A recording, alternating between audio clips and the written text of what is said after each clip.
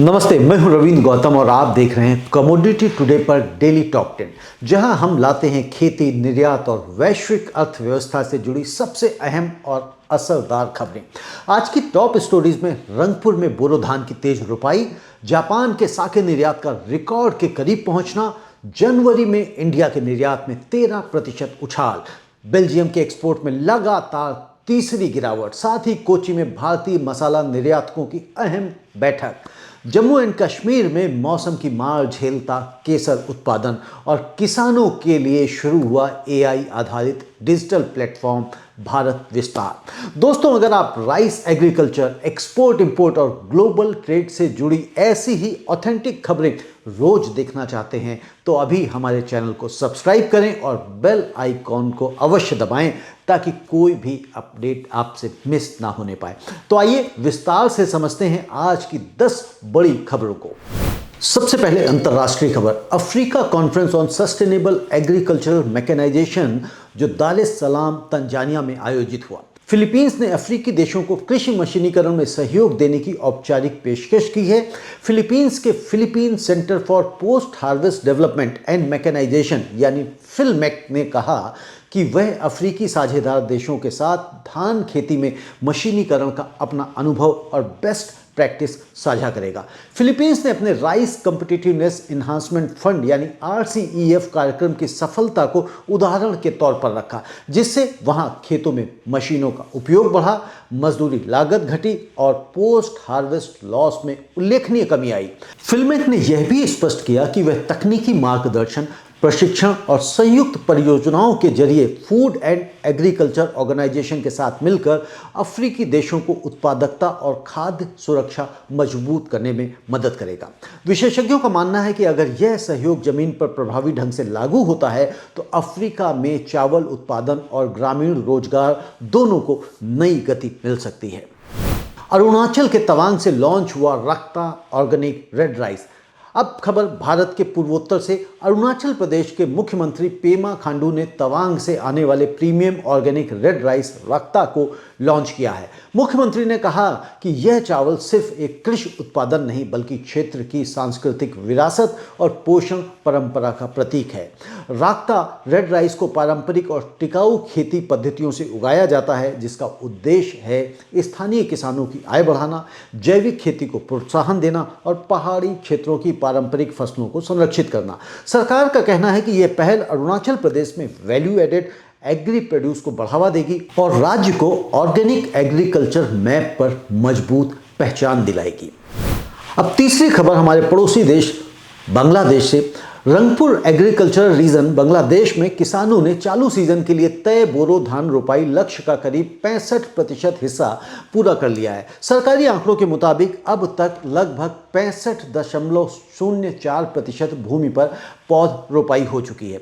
इस अभियान को जमीनी स्तर पर सहयोग मिल रहा है। डिपार्टमेंट ऑफ एग्रीकल्चरल एक्सटेंशन यानी डीएई और अन्य कृषि एजेंसियों से। इन एजेंसियों की ओर से किसानों को आधुनिक खेती तकनीक, समय पर उर्वरक आपूर्ति और बिजली की निर्बाध उपलब्धता जैसी सुविधाएं दी जा रही हैं। रंगपुर क्षेत्र का लक्ष्य इस बार रिकॉर्ड बोरो उत्पादन हासिल करना है। इसके साथ ही किसान पानी बचाने वाली तकनीकों और ऑर्गेनिक तरीकों को भी अपना रहे हैं ताकि पैदावार बढ़े और देश की खाद्य सुरक्षा को मजबूती मिल सके। कृषि विशेषज्ञों का कहना है कि अगर मौसम अनुकूल रहा तो यह सीजन बांग्लादेश के लिए उत्पादन के लिहाज से बेहद अहम साबित हो सकता है। अब खबर दक्षिण भारत से। तमिलनाडु के मुख्यमंत्री एमके स्टैलिन ने रमजान के पवित्र महीने के दौरान राज्य भर की मस्जिदों को 8700 मीट्रिक टन कच्चा चावल मुफ्त उपलब्ध कराने की मंजूरी दी है। यह चावल नोनबू कांजी यानी रोजा खोलने वाली पारंपरिक दलिया तैयार करने के लिए दिया जाएगा। यह वार्षिक पहल मुस्लिम समुदाय के अनुरोध पर की जाती है, जिसका मकसद रोजा रखने वाले श्रद्धालुओं को भोजन सहायता देना है। इस पूरी योजना पर राज्य सरकार करीब 20.88 करोड़ रुपए खर्च करेगी और जिला प्रशासन रमजान की पूरी अवधि में वितरण की निगरानी करेगा। सरकार का कहना है कि यह कदम सामाजिक समावेशन और सामुदायिक सहयोग की भावना को मजबूत करता है। अब खबर जापान से। जापान की पारंपरिक चावल आधारित शराब साके ने वर्ष 2025 में अपना दूसरा सबसे ऊंचा निर्यात स्तर दर्ज किया है। अमेरिका और यूरोप जैसे पारंपरिक बाजारों में मजबूत बिक्री बनी रही, वहीं लैटिन अमेरिका और दक्षिण पूर्व एशिया में भी साके को लेकर नई दिलचस्पी देखने को मिल रही है। साके, जिसे पॉलिश किए हुए चावल को फर्मेंट करके तैयार किया जाता है, अब केवल एक पेय नहीं बल्कि जापानी संस्कृति और खान पान विरासत का प्रतीक बन चुका है। निर्यात की मात्रा और मूल्य दोनों रिकॉर्ड के आसपास बने हुए हैं, जो यह दर्शाता है कि वैश्विक बाजार में जापानी साके को एक प्रीमियम प्रोडक्ट के तौर पर तेजी से स्वीकार किया जा रहा है। उद्योग जानकारों का कहना है कि आने वाले वर्षों में साके जापान के प्रमुख एग्री फूड एक्सपोर्ट आइटम्स में और मजबूत भूमिका निभा सकता है। अब रुक करते हैं भारत की विदेश व्यापार स्थिति पर। जनवरी 2026 में इंडिया के कुल वस्तु और सेवा निर्यात में सालाना आधार पर करीब 13% की बढ़ोतरी दर्ज की गई है और यह आंकड़ा लगभग 80.45 बिलियन डॉलर तक पहुंच गया। इस बढ़त का बड़ा कारण रहा सर्विसेज एक्सपोर्ट में मजबूत प्रदर्शन। हालांकि मर्चेंडाइज एक्सपोर्ट की रफ्तार अपेक्षाकृत धीमी रही, लेकिन इसी दौरान आयात तेजी से बढ़ने के कारण देश का कुल ट्रेड डेफिसिट बढ़कर करीब 10.38 बिलियन डॉलर हो गया, जो पिछले साल जनवरी के मुकाबले लगभग 2 गुना है। यह आंकड़े एक ओर भारत के निर्यात सेक्टर की मजबूती दिखाते हैं, तो दूसरी ओर यह भी संकेत देते हैं कि बढ़ते आयात के कारण बाहरी सेक्टर पर दबाव बना हुआ है। अर्थशास्त्रियों का मानना है कि आने वाले महीनों में नीति निर्माताओं के लिए निर्यात को बनाए रखते हुए आयात संतुलन पर भी बराबर ध्यान देना जरूरी होगा। अब रुक करते हैं यूरोप का। बेल्जियम का निर्यात वर्ष 2025 में लगभग 2% गिरकर करीब 503.2 बिलियन यूरो रह गया।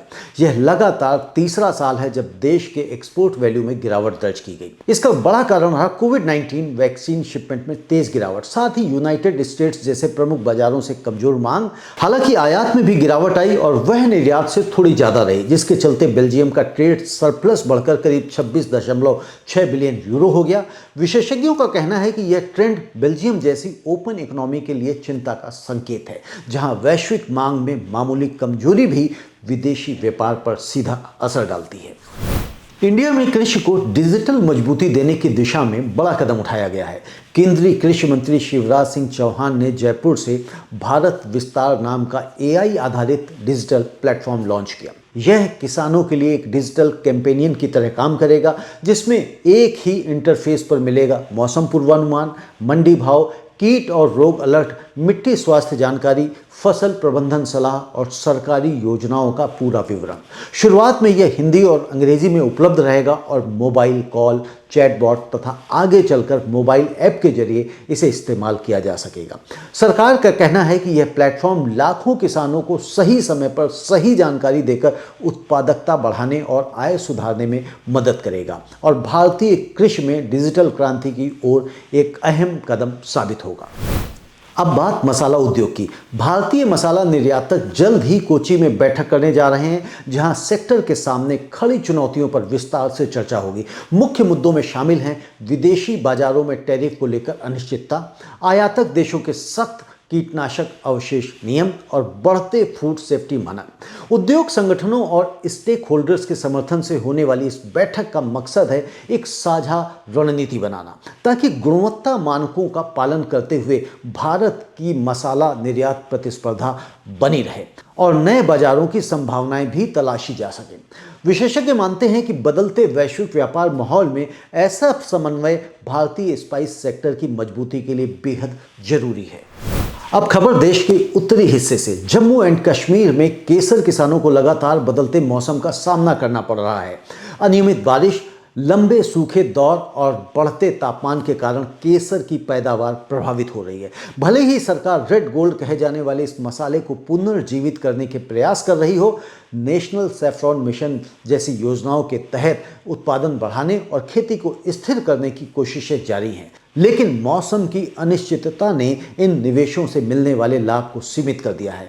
स्थानीय किसान कहते हैं कि जलवायु परिवर्तन अब उनके लिए सबसे बड़ी चुनौती बन चुका है और अगर अनुकूल मौसम प्रबंधन रणनीतियां नहीं बनी तो पारंपरिक केसर खेती का भविष्य खतरे में पड़ सकता है। तो ये थी आज की डेली टॉप 10 की प्रमुख राष्ट्रीय और अंतर्राष्ट्रीय खबरें, जहां एक तरफ वैश्विक व्यापार दबाव में दिखा, वहीं दूसरी ओर खेती और टेक्नोलॉजी के जरिए किसानों को मजबूत बनाने की कोशिशें भी साफ नजर आई। चाहे शिवराज सिंह चौहान द्वारा लॉन्च किया गया भारत विस्तार हो या नेशनल सैफरॉन मिशन के बावजूद कश्मीर में केसर किसानों की चुनौतियां। हर खबर यही बताती है कि आज की कृषि नीति, जलवायु और मार्केट तीनों से जुड़ी हुई हैं। दोस्तों, अगर आपको हमारा यह न्यूज़ बुलेटिन उपयोगी लगा हो तो वीडियो को लाइक करें, अपने नेटवर्क में शेयर करें और चैनल को सब्सक्राइब करना ना भूलें, ताकि आपको मिलती रहे राइस, एग्रीकल्चर और एक्सपोर्ट से जुड़ी हर बड़ी अपडेट सबसे पहले। इसी के साथ हमें दीजिए इजाज़त। कल फिर मिलेंगे नई बड़ी खबरों के साथ। धन्यवाद और देखते रहिए कमोडिटी टुडे। नमस्ते।